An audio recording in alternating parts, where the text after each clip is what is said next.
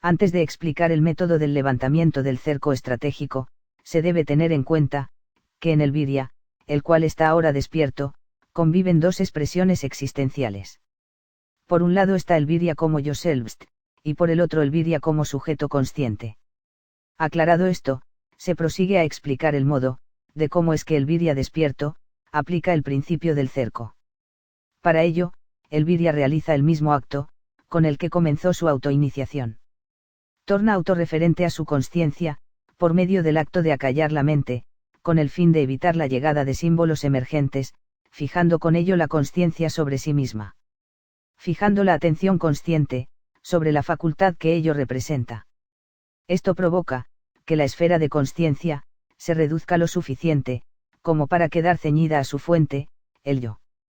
Antiguamente, esa reducción de la esfera de consciencia hasta su fuente, habría llevado la atención hasta el yo perdido. Pero como el yo se encuentra ya fuera de la consciencia, la atención de ésta, va ahora en dirección del yo selbst. Y como el selbst está fuera de la consciencia, la atención de ésta no logra alcanzarlo, y solo queda referida hacia él. La atención, es la puerta de la esfera de consciencia. Y al estar referida hacia la propia facultad consciente, está referida hacia su fuente, el selbst. De ese modo, el carisma que éste emana, logra pasar hacia la esfera de consciencia.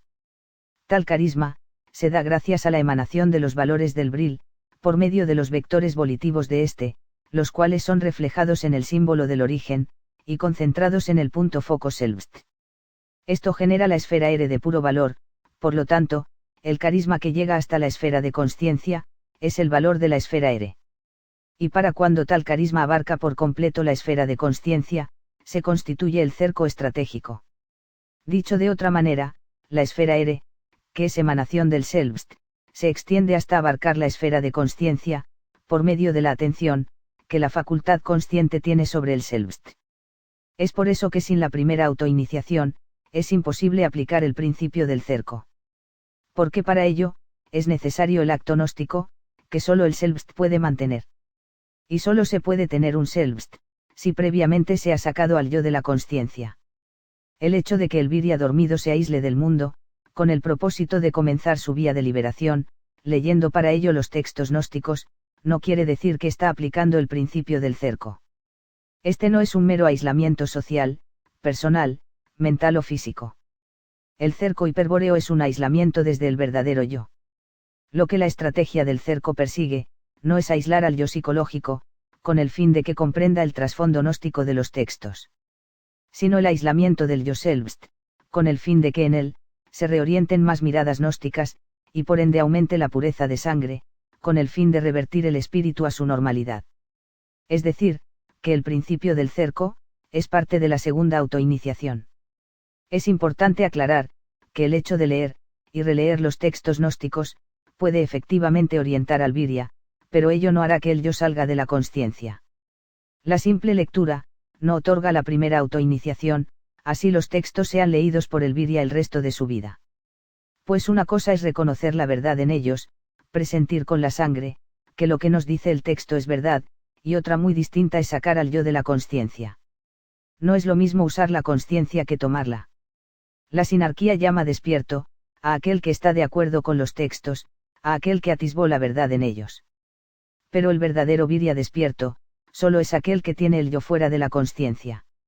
Los textos gnósticos nos dicen, que para aplicar el principio del cerco, es necesario aplicar primero el principio de ocupación. Y tal principio se concreta, cuando el Virya se evoca gnósticamente. La ocupación, no es otra que ocupar la plaza odal, la plaza liberada, es decir, la propia percepción gnóstica del yo selbst. Bien.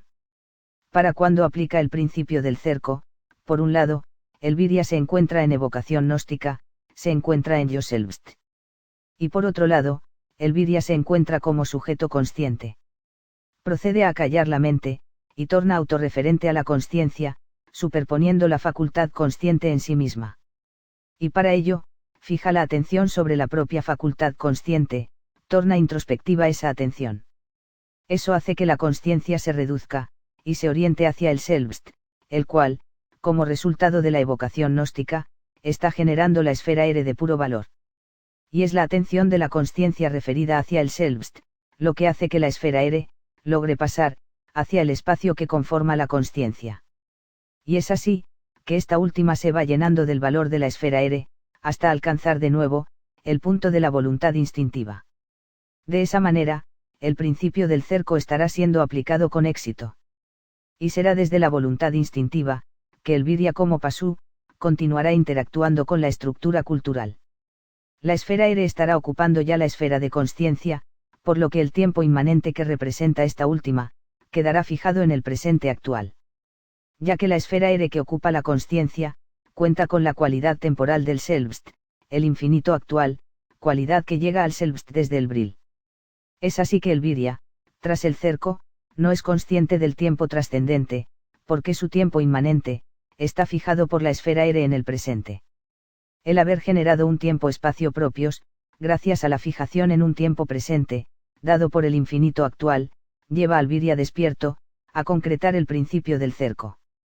Lo que redunda en la concreción de la muralla estratégica. En otras palabras, el cerco hiperbóreo, es la toma de la plaza de consciencia, hecha por el valor del Selbst. Y la muralla hiperbórea, es la alineación temporal de la consciencia con el Bril. Llevada por la ocupación que el Selbst representa, y cercado por la esfera ere.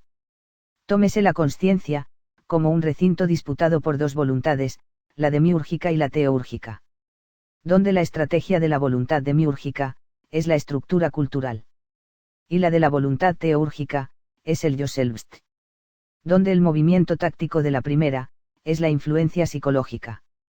Y el de la segunda, el valor carismático. He aquí la verdadera batalla final, la síntesis de toda lucha por liberarse en espíritu. Para cuando el Virya despierto ha aplicado el principio del cerco, las máscaras caen, y solo quedan los oponentes frente a frente. Todo aquel que haya estudiado la tipología Averro, presentada en los fundamentos de la sabiduría hiperbórea, podrá comprender, que el principio del cerco, es la concreción de la voluntad egoica abarcando la esfera de consciencia.